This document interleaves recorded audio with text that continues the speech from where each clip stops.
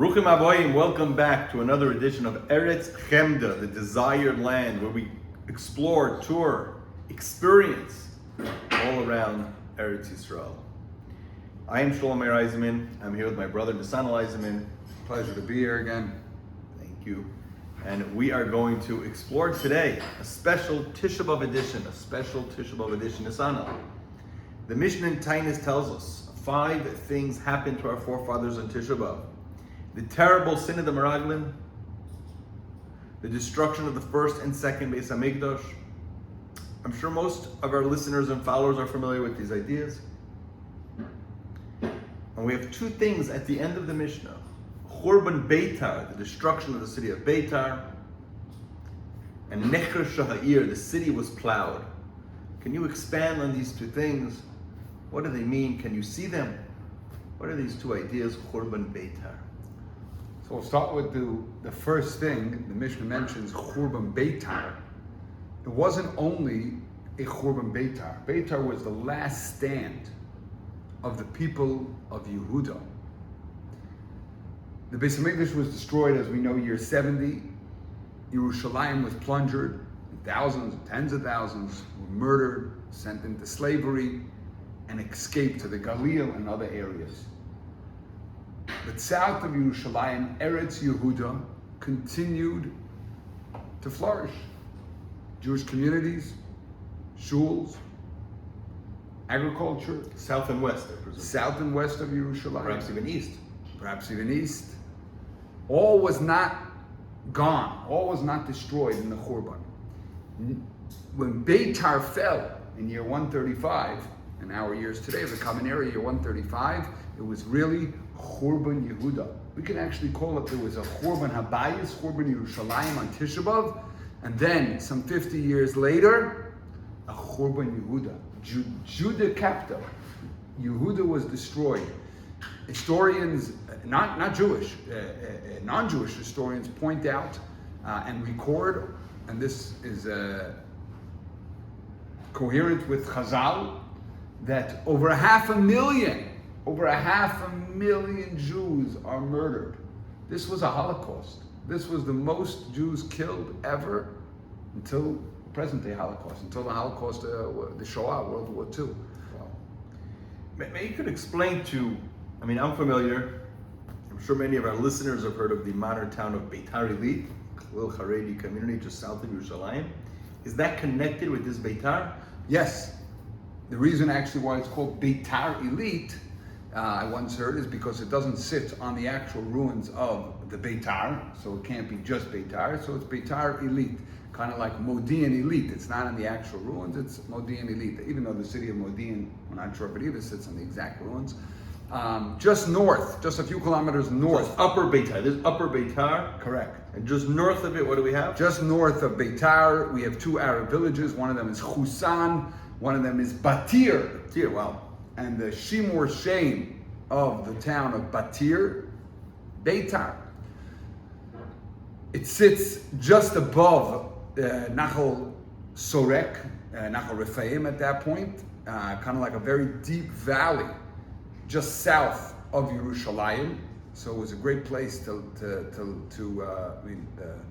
Shimon Bar Kochva, the leader of Beitar, was trying to obviously get to Yerushalayim. Lecherut Yerushalayim. The idea was to rebuild the Beis HaMikdash, and that was his town. We don't know if he was born there, but that was his last stronghold. Be that as it may, the city of Batir, just north, right outside the Arab village, the Palestinian village of Batir. One can go today to the ruins. Is that accessible? Can I go there in a private car? Is that accessible? Have you been there? I've been there a few times. Can you go there? So to drive through the city of Batir, the Arab village of Batir, I wouldn't suggest it on the average day. It's officially a Palestinian village, Area A, etc. It's not known to be a very hothead for terrorism, but probably not the best thing to do. But one can hike.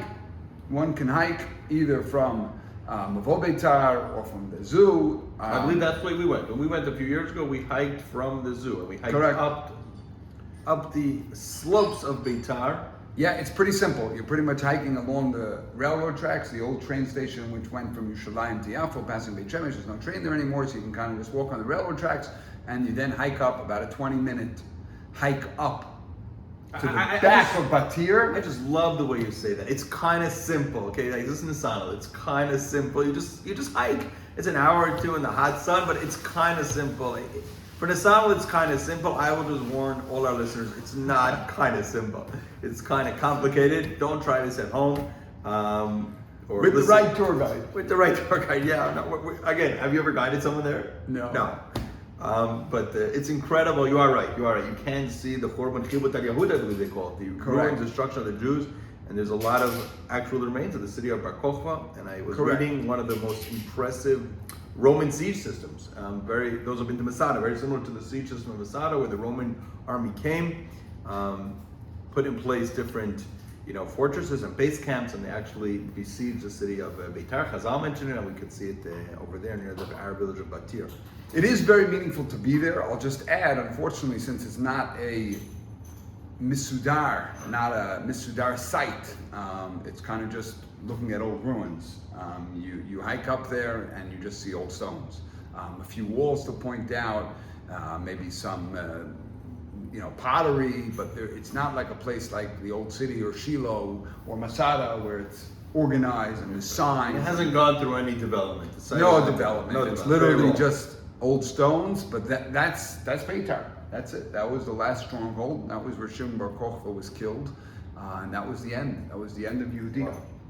That was okay. So you were saying that this is really, and this is what you understand the Mishnah, is that Churban Beitar is almost code name for Churban Yehuda, the destruction of Yehuda. Okay, can we see remains of that Churban Yehuda? The previous episode we discussed Churban Yerushalayim. Can you show me these Jewish villages that were destroyed with the destruction of Bar Kokhba? Yes. So that one does not have to hike through any villages. In the area of Beit Shemesh, we have Chirvat Midras, Chirvat Borgin, Chirvat Itri, 3 very accessible sites by car, not in Arab villages in regular Israel. One can go there and one can really see, especially in the area of Midras, which is called Park Adulam. And when you go through Park Adulam today, it's very beautiful. It's a nature reserve. On every single hill, there was a Jewish village. Wow. Every single hill has ruins of a Jewish village, whether it's caves, whether it's mikvaot, whether it's burial caves, Jewish burial caves from the times of Bayesheni, litter with pottery, shuls perhaps that we identify in Chirvat Itri. These were all Jewish villages after the Churban, continued to flourish, and were destroyed during the fall of Beitar, during Churban Yehuda. If I understand you correctly, the Churban of Yerushalayim destroys Yerushalayim, destroys the Beis HaMikdash, but Jewish communities continue to flourish in Judea, in Yehuda, in the vicinity of Yerushalayim. And perhaps, I'm just going to add, that's Rabbi Yochanan ben Zakkai taking this and hedging to Yavne. Yavne is in Yehuda. They continue to function, and you're saying there are many, many remains of these villages that fell. Can we see remains of the actual battle? The Bar Kokhba battle takes place for some 3 years. Can we see remains of actual battle? Can we see caves? Can we see things from the time of the battle? Can that be visited today? Yes, so it's really very, very exciting to go to the caves out in Chirvat Midras and Chirvat Borgin. There's many, many caves in Park Adulam. The most famous and easily accessible is the Midras ruins and the Borgin ruins. And over there you can crawl through on your hands and knees, and sometimes on your stomach, caves that were chiseled out of the rock for escape routes and hiding caves during the Bar Kokhba rebellion. There's one of them over there in Midras that you squeeze through, and then it opens up into a big room, and you just close your eyes, and you can almost hear the Jews, men, women, and children, in year 135, saying their last Tehillims or their last Shema Yisraels as they heard from the top the Romans entering the city, the Romans searching for them, the Romans realizing the Jews are under the ground hiding in a cave, and they then light fires at the entrance and exits of the cave. Today you don't see any bones there, but it's an awe-striking experience. Besides that, it's fun to crawl through a cave, but the experience to actually crawl through and sit in the hiding site hiding caves of Jews for almost 2,000 years ago is an unbelievable experience.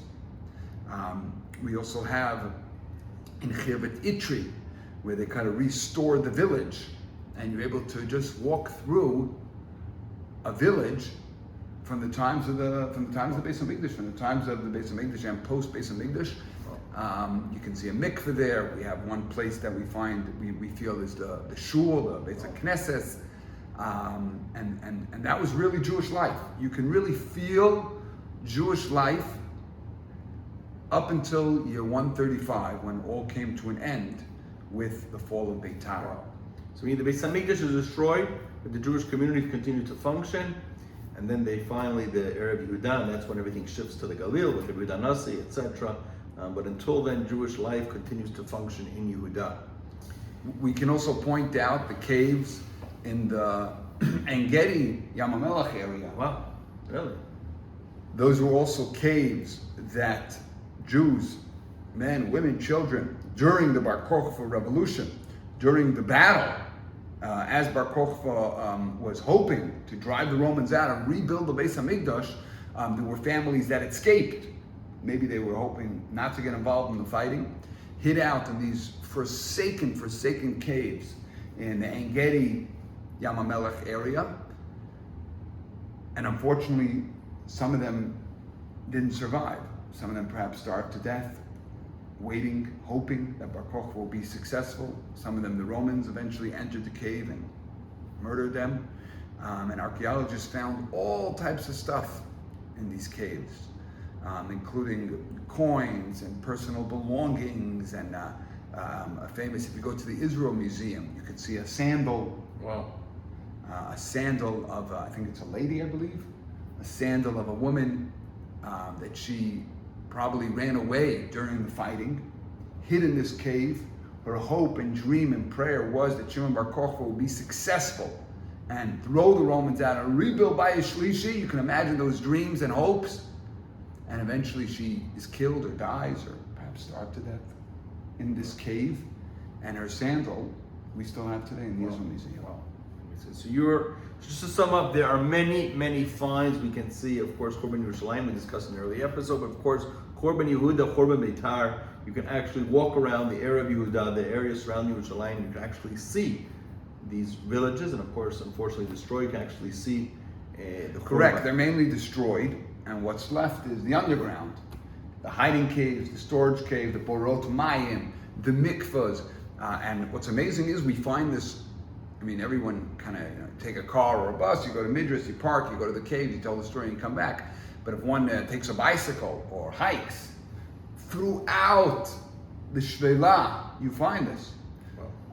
There's tens and maybe hundreds of villages throughout the Beit Shemesh, Beitar region that were full of Jewish life that came to a bitter end with the fall of Beitar, Tisha B'av, year 135. Wow, so I think we could end this episode with the famous Nevuah of Yirmiyahu that Chazal later incorporated into the brachos for Chasam Makal, the Shema brachos.